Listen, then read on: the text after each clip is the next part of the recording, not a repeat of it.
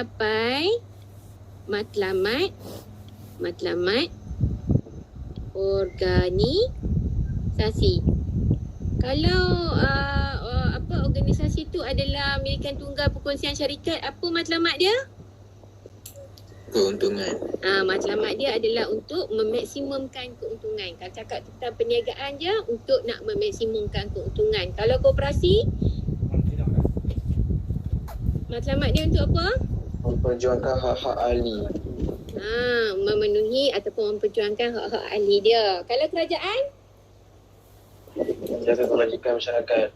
Ya, betul. Bagus. Okey, so semua tu adalah merupakan organisasi yang wujud secara formal. Organisasi boleh wujud secara formal dan organisasi juga boleh wujud secara tidak formal. Okey. Organisasi formal macam saya kata tadilah, dia ditubuh secara rasmi, penubuhan dia adalah melalui sama ada digazetkan oleh pihak kerajaan, itu kerajaan lah kan, ataupun ditubuhkan berdasarkan pendaftaran di mana-mana suruhanjaya security ataupun suruhanjaya syarikat ataupun suruhanjaya koperasi. So penubuhan dia secara rasmi. Dan penubuhan dia berlaku ni penubuhan secara rasmi. Dan kalau sini tak rasmi lah kan? Tak rasmi.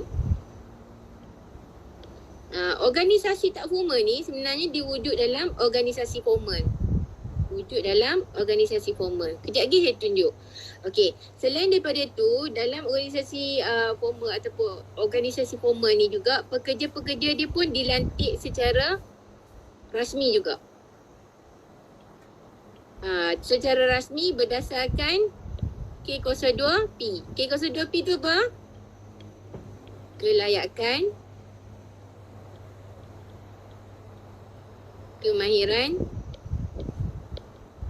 K03 pun boleh lah. Kepakaran dah mahir, lama-lama pakar lah. Sama je lah perkataan tu. Dua lah. Satu lagi P pengalaman. Okey. Tapi kalau yang ni pula individu dalam organisasi tak formal ni, dia dilantik ke sesuatu jawatan secara tidak formal sebab dia berdasarkan apa? Berdasarkan lantikan dia adalah berdasarkan kemahiran dan juga keterampilan seseorang pekerja. Okey. Saya bagi contoh. Now, kalau kita tengok dalam kita punya organisasi lah. Organisasi kecil kita lah, kita tak boleh jauh-jauh. Okey. Sekarang ni saya bertindak sebagai konon lah kan. Okey, saya bertindak sebagai CEO. Okey. CEO. Saya ada 4 kelas. Tak nak pula. Okey. Saya ada 4 kelas kat sini. So, okey. Ini kita punya organisasi kelas.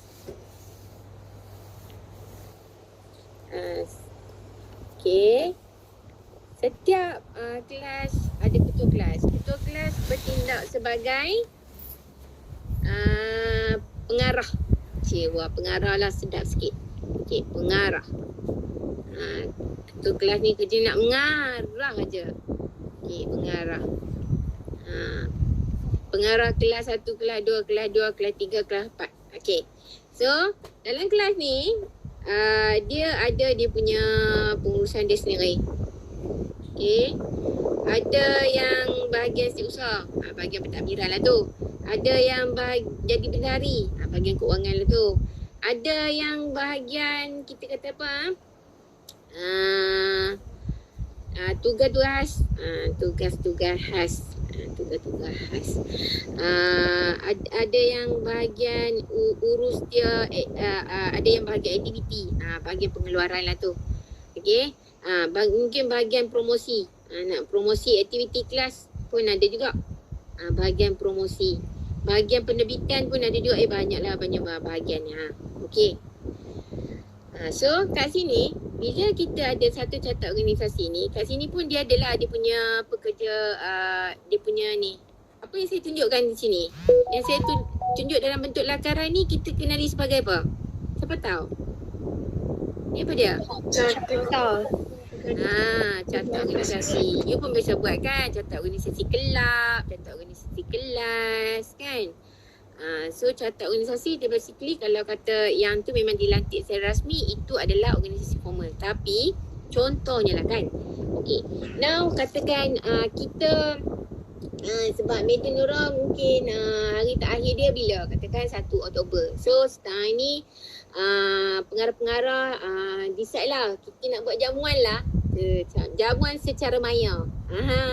Projek jamuan maya kita. So antara keempat-empat pengarah ni kita akan tengok lah pengarah mana yang paling dia punya communication skill antara kelas ni, antara satu kelas dengan satu kelas ni, dia yang paling bagus sekali. Semua orang kenal lah dia yang paling glamour lah kiranya. Okay. Dan pada masa yang sama dia mampu untuk influence kawan-kawan dengan cepat untuk nak join apa-apa aktiviti pun. Itu maksudnya kita orang yang macam tu, yang ada ciri yang macam tu lah yang kita akan lantik sebagai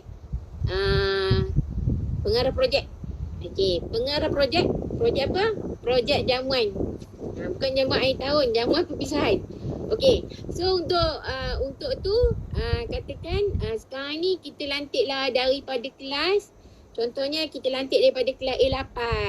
Okey, so ni kita ada kelas A1, kita ada kelas A4, kita ada kelas A8, kita ada kelas A9. Okey, sekarang ni kita katalah contohnya lah kita lantik ketua A8. Ketua A8 nama apa? Farah. Okey, kita lantik Farah jadi ketua.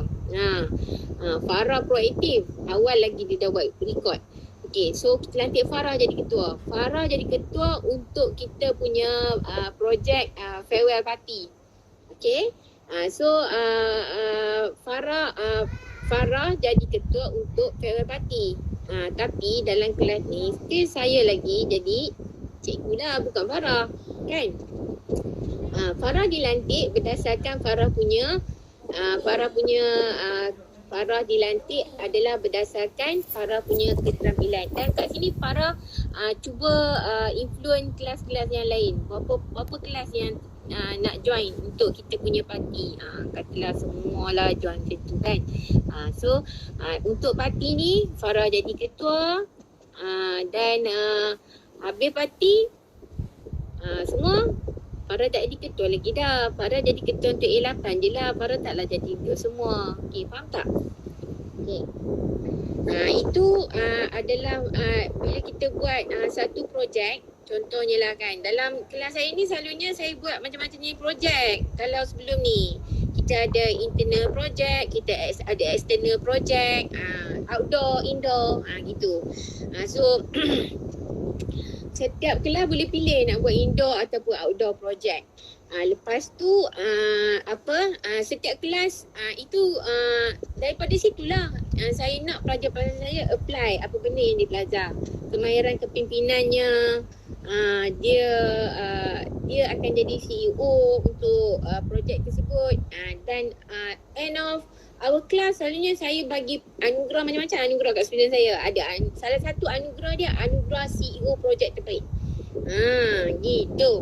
Okey, kali ni kalau sempat insya-Allah, kalau tak sempat tu setakat mana yang kita ada je lah. Ya. Baik. Okey. So, faham tak? Ini sebenarnya saya dah bagi perbezaan saya tak langsung. Beza di antara organisasi formal tak formal. Satu dari segi penubuhan, lepas tu yang kedua dari segi lantikan pekerja, yang ketiga dari segi matlamat.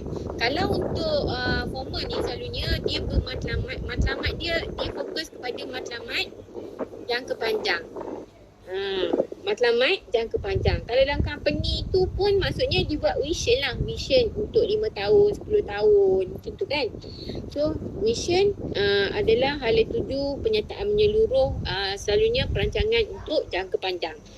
Kalau untuk di matrikulasi ni maksudnya jangka panjang untuk jangka pendek lah. Sebab apa saya kata jangka panjang jangka pendek? Sebabnya kita berada di matrikulasi untuk tempoh 10 bulan je. Tak sampai pun setahun. Jadi tapi paling panjang lah berbanding banding yang kat sebelah ni kan. Matlamat dia untuk sepanjang sesi. Kan kalau kita lantik ketua tadi tu, kalau Farah jadi ketua kan. Jadi Farah akan jadi ketua untuk sepanjang sesi. Unless kalau Farah masuk bertanding untuk jawatan kuasa perwakilan kolej contohnya, Farah akan lepaskan jawatan bagi ketua kelas, bagi dekat kawan yang lain, dan Farah akan jadi exco untuk jawatan kuasa perwakilan kolej. Faham? Faham ke faham? Faham. So kalau yang kat sebelah sini matlamatnya jangka pendek lah kan. Tadi kita nak buat apa? Kita nak buat farewell party. Habis dia farewell party, tergubah lah. Kita punya organisasi itu untuk organisasi tak formal kan. Boleh bagi macam-macam contoh lah. Contohnya mungkin kita buat pertandingan apa? Frisbees kan. Kat sini ada macam-macam pertandingan. Buat pertandingan apa? Pertandingan Eurodance.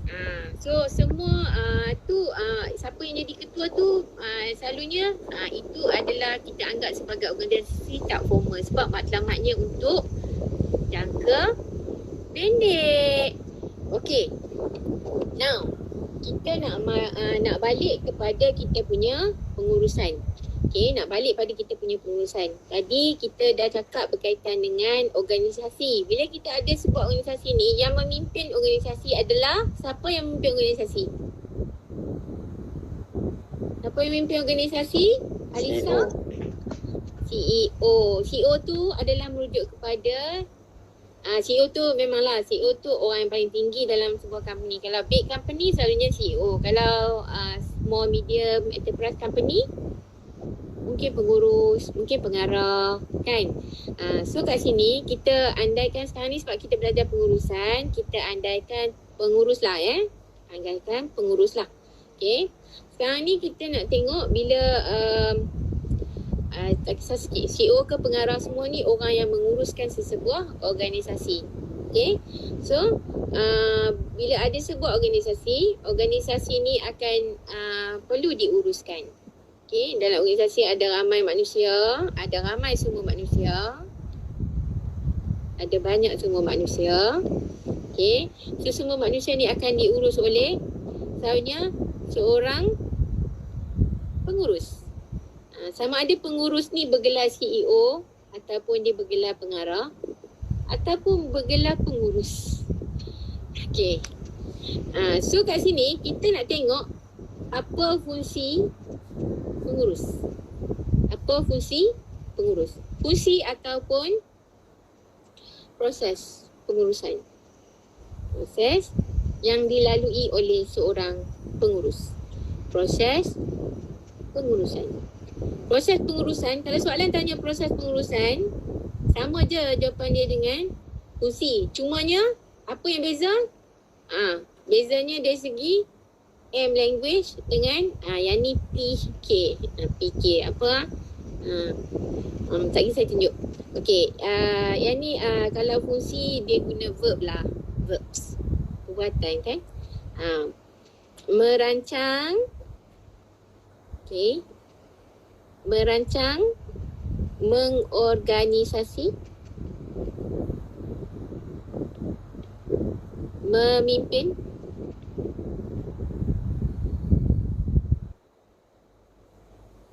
dan mengawal. Hari ni kita nak belajar tentang ni je sebenarnya. Okay. So, 4 fungsi pengurus ataupun 4 proses utama dalam pengurusan. Okay. Kalau untuk kaitannya proses, you tukar. Penerangan dia sama Penerangan, ingat penerangan dia sama. Cuma terms untuk fakta je berubah. Okay, kalau dia tanya proses, ini perancangan. Pengorganisasian. Yang ni, tukar sikit. Yang ni dia tak ada peng juga. Yang ni kepimpinan. Lepas tu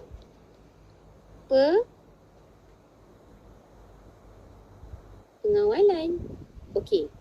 Nampak tak? Right. So yang ni semua kita kena susun ikut apa? Kita kena susun ikut sequence. Okey, kita kena susun mengikut sequence. Ini nombor 1. Ini nombor 2. Nombor 3 dan nombor 4. Bila diminta proses make sure pastikan jawapan you mengikut urutan. Kalau tak ikut urutan, salah. Okay, kalau tak ikut urutan, salah. Tapi kalau dia minta fungsi, tak ikut urutan, tak apa. Boleh jawab. Mana-mana satu daripada sini boleh jawab. Kecuali lah soalan tu memang dia dah spesifik letak merancang dan mengorganisasi, kena jawab ikut soalan lah. Tak boleh lah pergi jawab memimpin dengan mengawal pula, memang tak dapat markah sebab tak jawab soalan. Okay, pastikan anda menjawab soalan ya anak-anak.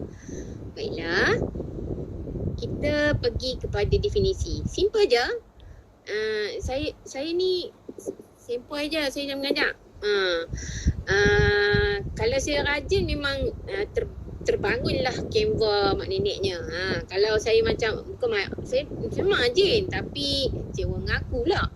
Saya memang rajin tapi bila saya tak sempat, saya banyak sangat tugasan. Hari ni saya nak kena settlekan saya punya borang-borang, nak kena submit ke bahagian matrikulasi. Lepas tu masa yang sama saya juga nak kena siapkan saya punya dokumen untuk GC yang banyaklah kita siap. Doakan semoga saya siap dan Allah memudahkan saya dan memudahkan kamu juga. Siap tu saya nak sangat senangnya kalau boleh sebanyak mungkin saya boleh bagi dekat you. Mungkin saya nak buat kelas tambahan. Cita-cita saya tu banyak. Tapi yalah kan, semua Allah yang letak. Okey, baiklah kita sambung ya. Kita sambung dengan tadi POLC. Ini in English POLC. POLC ni basic kepada tajuk-tajuk yang akan datang planning, organizing, leading, controlling. Ini adalah pengenalan. Tajuk ni kena faham. Sebab tajuk ni dia punya basic definition akan dibawa ke tajuk-tajuk yang berikutnya. Gitu. Okay. Now kita tengok kepada fungsi yang pertama. Kalau saya sebut planning, maksudnya kalau dalam fungsi merujuk kepada merancang lah ya. Kalau proses merujuk kepada perancangan. Tapi ingat definisi dia sama. Lepas tu saya tulis sekali je. Okay. Now kita pergi kepada dia punya penerangan. Okay. Nak pula main kali-kali Okay. Paling kita kena faham bila kita nak buat definition untuk perkataan ni kena ada kat depan semua ni kena ada perkataan ni. Perkataan ni apa? Proses. Nak memudahkan nanti kalau kata kita nak jawab untuk proses pun proses, untuk yang ni pun dah automatik ingat. Tak payah nak hafal banyak kali lah. Okay. Paling utama untuk perancangan ni kita kena tahu dalam perancangan ni dia adalah merujuk kepada proses untuk kita menetapkan matlamat. Okay. Tetapkan matlamat. Kita kena tetapkan matlamat dulu. Lepas tu barulah kita tentukan tindakan. Matlamat dan tindakan. Okay. Tentukan matlamat dan tindakan. Nanti combine perkataan ni. Mudah je sebenarnya saya. Cek. Jadi cek. Dah hai. Sound effect tak jadi. Okay. Perkataan yang kat belakang ni. Ini perkataan yang wajib ada untuk semua penerangan. Kat belakang ni. Tujuannya untuk apa? Untuk mencapai matlamat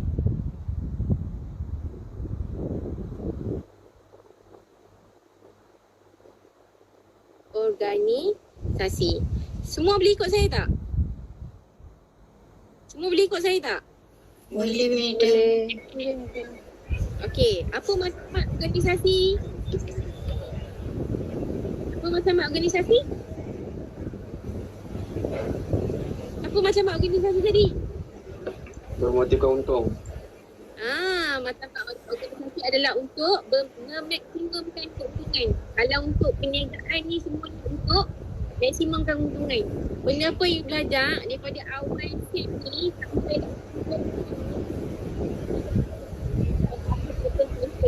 semuanya untuk nak memaksimumkan keuntungan. Ini je kita fikir. Lainlah kita fikir kalau untuk kita nak maksimumkan keuntungan. Okay? Alright. So now kita pergi kepada yang berikutnya. Okay. Kalau untuk organizing ni dia proses untuk menyusun dan mengagih. Saya tulis kata dasar je. You kena buat perkataan betul-betul ya. Saya hanya bagi key point saja. Okay, menyusun dan mengagih. Nak agih apa ya anak-anak? Agih sumber organisasi. Sumber organisasi. Apa dia sumber-sumber organisasi? Apa dia sumber-sumber organisasi? Ada boleh jawab tak? Ain? Apa dia sumber organisasi Ain? Ain? Ain ada? Ya. Apa sumber organisasi?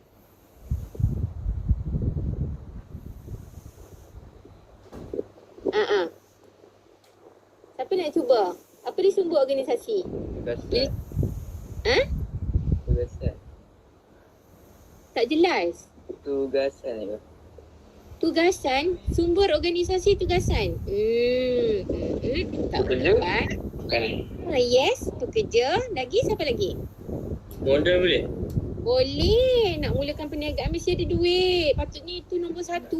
Sumber organisasi yang pertama adalah dana. Dana, modal sama Okey, lagi? Dana, modal, sumber manusia. Lagi apa lagi? Bila kita nak start buat pengeluaran, apa yang kita perlu ada? Teknologi. Teknologi boleh. Betul. Lagi selain daripada tu, ada teknologi tapi tak ada benda ni, kita tak boleh nak start kita punya business. Tak boleh nak start kita punya operation. Apa perlu ada? Dalam bab yang pertama, input. Bahan mentah. Ya, betul. Bahan mentah. So kena ingat macam ni Saya bagi ringkasan kat you. Okey, kita kena ingat 4M's. M saya ni in English. Tapi nanti bila kita nak buat explain, dia lebih kepada untuk nak menghafal saja, nak mengingat je. 4M's. 4M's ni merujuk kepada apa? Man, money, machine, material. Apa benda? Repeat. Boleh type dekat chat. Man, money, machine, materials. Boleh type dekat chat. Man, money, machine, materials. Okay. Maksudnya dia rujuk kepada sumber dana, sumber manusia, bahan mentah, peralatan. Okay, peralatan mesin yang kita nak gunakan dalam pengeluaran, semua tu adalah sumber-sumber organisasi. So, sumber-sumber organisasi ni kita perlu agih secara cekap dan berkesan serta sistematik. Okay, serta sistematik, cekap, berkesan dan sistematik dalam organisasi. Untuk apa? Kita kena buat secara cekap dan berkesan, kita kena susun, kita kena agih sumber-sumber bahan mentah ni secara cekap dan berkesan. Sebab apa? Sebab kita nak pastikan kita mampu untuk memaksimumkan keuntungan ataupun mencapai matlamat organisasi. Jangan tulis memaksimumkan keuntungan bila kita buat pengurusan, kita lebih fokus kepada untuk nak mencapai matlamat organisasi. Tapi kita bear in mind, benda tu maksudnya memang refer dekat untuk nak memaksimumkan keuntungan. Okay, next. Boleh ikut saya? Kita pergi kepada yang berikutnya, fakta yang berikutnya. Kat sini, tadi saya dah tulis kan. Kita bawa dia ke bawah sikit lah ya. Okay. Kita ada leading. Leading apa tadi? L tu apa tadi? Kepimpinan. Kepimpinan. Kalau fungsi? Memimpin. Ya, memimpin. Good. Okey. Bila kita nak memimpin kat sini, memimpin ni adalah merujuk kepada, jangan lupa perkataan pertama kita buat adalah proses. Proses apa? Proses untuk kita nak buat apa Kita nak memujuk. Kita nak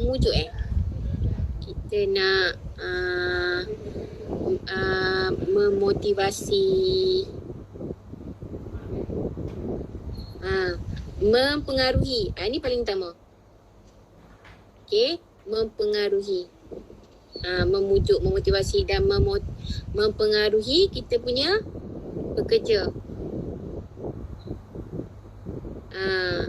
Mempengaruhi tindakan pekerja. Tindakanlah. Kita nak suruh dia buat kerja kan. Jadi kita kena tahu untuk influence, kita tahu untuk nak motivate dia macam mana, kita tahu macam mana kita nak suruh dia buat kerja. Untuk apa? Untuk nak memaksimumkan, untuk nak mencapai matlamat organisasi. So, memimpin tu merujuk pada apa? Proses, memujuk, memotivasi, mempengaruhi tindakan pekerja bagi. Ni perkataan ni tukar dengan perkataan bagi. Mencapai matlamat organisasi. Okey, boleh Okey. Dan yang terakhir, fungsi pengurus yang terakhir adalah memimpin. Controlling. Okey, controlling. Kalau proses yang terakhir adalah proses controlling lah. Tapi proses ni bukanlah bila kita dah nak tutup kita punya company baru kita nak control. No. Proses pemantauan ni sebenarnya berlaku secara berterusan. Daripada kita buat planning, kita nak set up kita punya company, sampailah kepada kita dah buat perancangan, kita dah laksana perancangan, kita pantau. Pemantauan ni berlaku secara berterusan. Sebab kita nak pastikan supaya produktiviti, kualiti, produk dan perkhidmatan yang kita hasilkan tu sentiasa saja ada penambahbaikan from time to time kepada kita punya customer.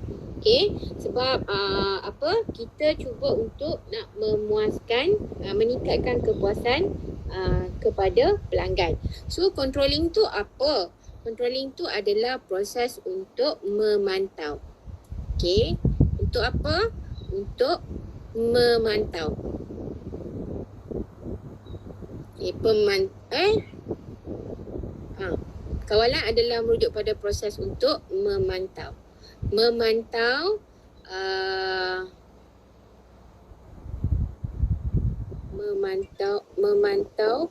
ya Allah. Memantau kat sini kita pantau apa? Kita pantau prestasi pekerja. Pantau, tak nak lekat dia pula. Pantau prestasi. Pantau prestasi pekerja. Bila kita buat pemantauan ni, apa yang kita buat adalah kita akan bandingkan. Kita akan bandingkan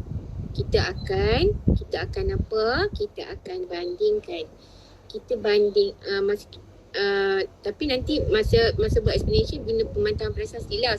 Saya hanya nak bagi explanation yang lebih lanjut pada you.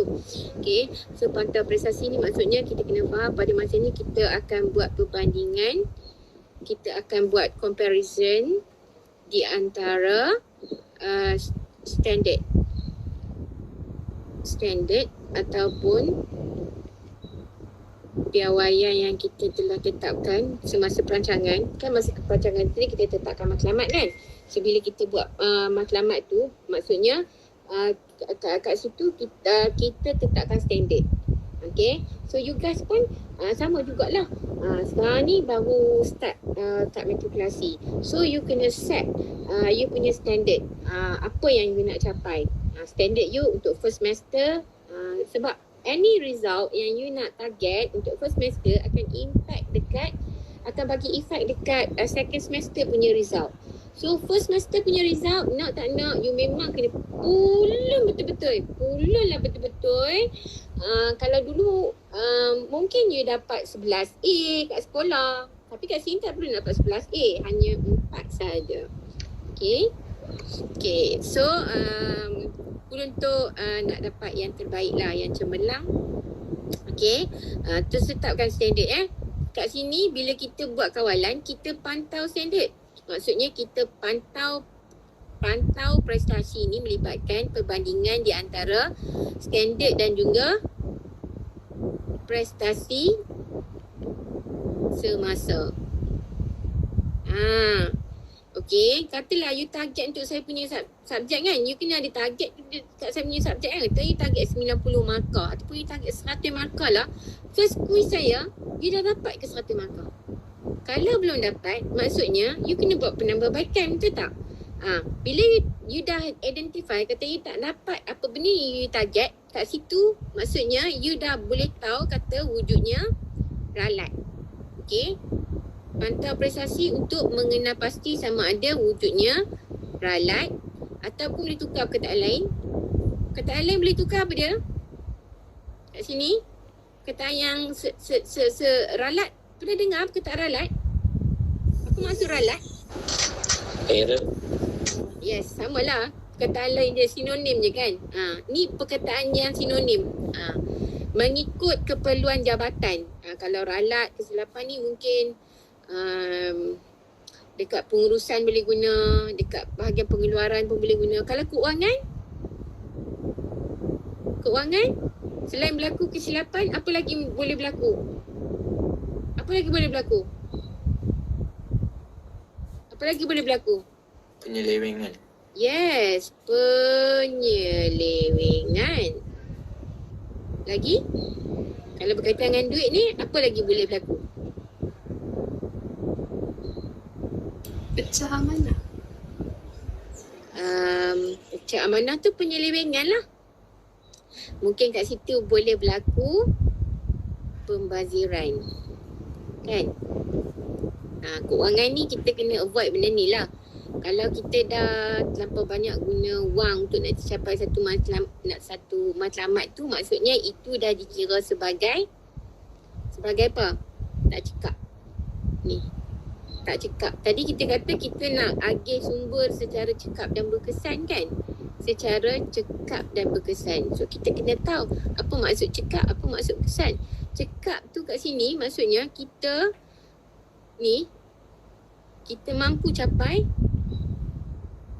mampu untuk capai matlamat. Okey.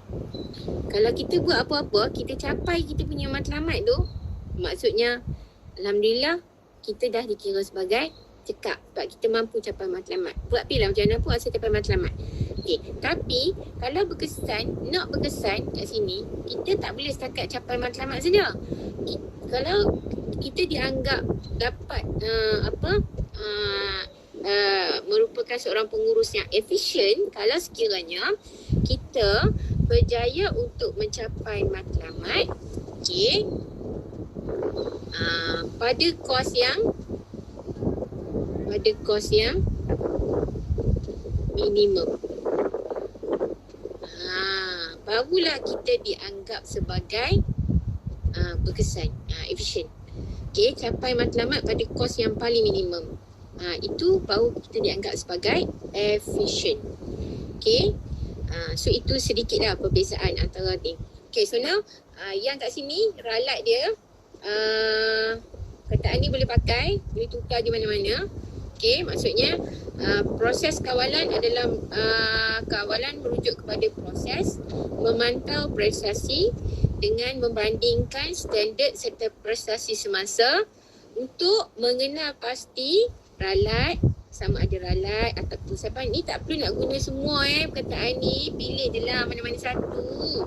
Okey, untuk mengenal pasti ralat ataupun silapan ataupun pembaziran yang wujud. Dan daripada situ kita akan buat apa? Kita perlu buat apa? Untuk membolehkan kita buat apa? Buat penambahbaikan. Okey. penambahbaikan ataupun kita buat pembetulan. Okey. Kalau dalam selalunya yang buat kesilapan ni adalah manusia. Betul tak? Kalau mesin robot jarang lah nak buat silap sebab kita yang pegang dia punya button switch dia kan. So yang buat silap selalu manusia. Maksudnya untuk penambahbaikan kalau manusia ni selalunya kita buat apa? Kita kena bagi apa kat dia? Kalau untuk semua manusia kita kena bagi apa kat dia?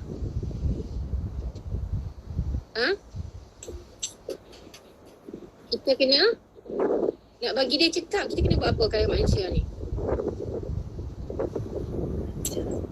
Hantar ke seminar tu. Hantar seminar. Kita kena bagi training. Kan? Kita kena bagi latihan. Kita kena sediakan latihan pada dia. Macam you guys juga lah. Kalau you banyak buat latihan, barulah you cakap. Okay. Nanti saya bagi soalan tuturan. Saya bagi soalan tuturan, saya bagi soalan PSPM. Tapi maksudnya bergantung pada you. Yang tu lebih kepada individu punya tugasan. You kena buat tugasan tu. Sebab apa? Sebab kalau sekiranya memang betul you rancang untuk dapat 4 flat, you kena buat latihan banyak-banyak. Okay.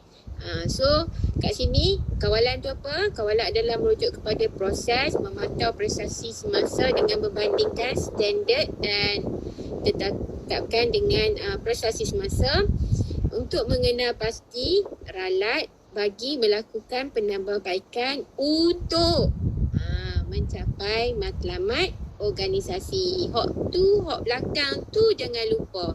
Jadi hak depan, hak tengah dengan hak belakang kena ada bila nak buat penerangan. Setiap satu ni selalunya berapa markah? Selalunya 3 markah anak-anak. Okey, kecuali disuruh nyatakan. Kalau nyatakan, contohnya, okey, sekarang ni saya tanya soalan kat you. Okey, boleh tak nyatakan proses pengurusan? Siapa nak angkat tangan? Saya lebih suka student saya volunteer.